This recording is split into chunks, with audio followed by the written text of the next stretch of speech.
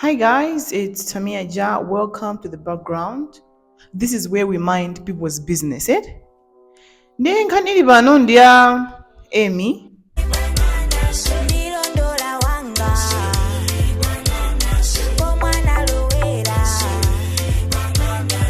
Paja anayi ndi show ku mali kunyani ku Robensburg.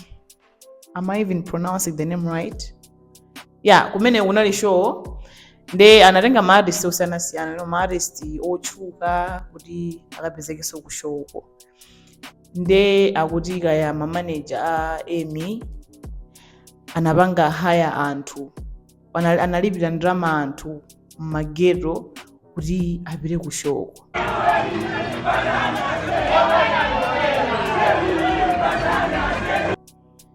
Akuti manager a Emmiewo akumetsa, of course, akuti anachita kugula mbuzi kwagulira anthu kuti akaphe mbuzi ku show uko, kuichemetsa ari kuipatsa moto. Amaona ngati zongo nena. Amaona ngati boza eh? Amaona ngati boza koma baba tuzika. Mbuzi pale cha yudani. Mashehe yake Tija kuti? Tija kuti? Geto ija kuti? That's what people are saying. Ndeno zinapezeka zokuti no show ija akuti sikunabwera anthu ambiri, ndi anthu amati ayi sinali show, inali disco. Inali disco. That's what people are saying. Ndeno akuti show yo itachitika, itatha show yo atakometsi anayika mapicture a show. Ndecho mwana panga anadula no komwe kunalibe anthu kuja ndikuyika no mbali ya anthu kuti zioneka kuti ku show kunali anthu ambiri.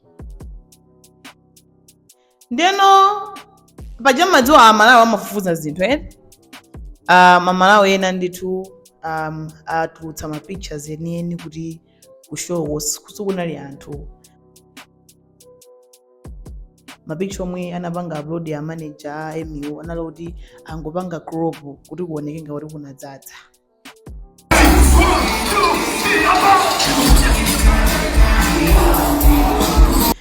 And kunabwera oyimba ambirimbiri, kunabwera so Athu anali MC. Nde koma kunalibe anthu ambiri. Nde anthu akunena kuti show ngati family gathering. I'm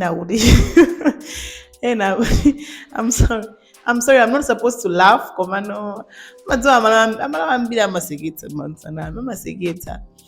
Ena kuti ku show uko anthu ngati anabwera ngati amakaonera okuba mbuzi.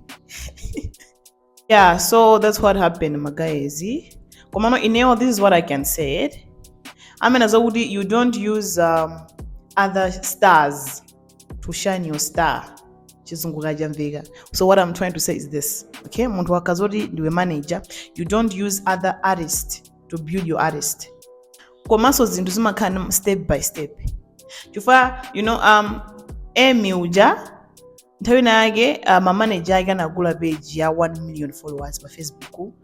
Basi atagula page manager ndikuisandusano page ya Emmie as if Emmie ali ndi 1 million followers, which it was fake.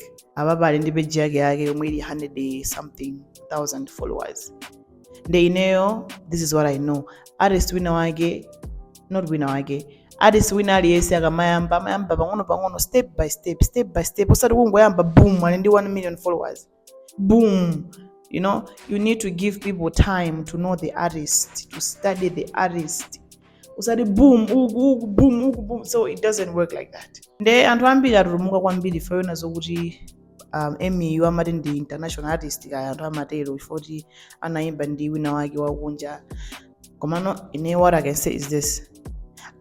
You don't attract international artists pamene kudziko komwe we uliko anthu like sana kudziwe zeni like fans sinapange, so unapange build fan base.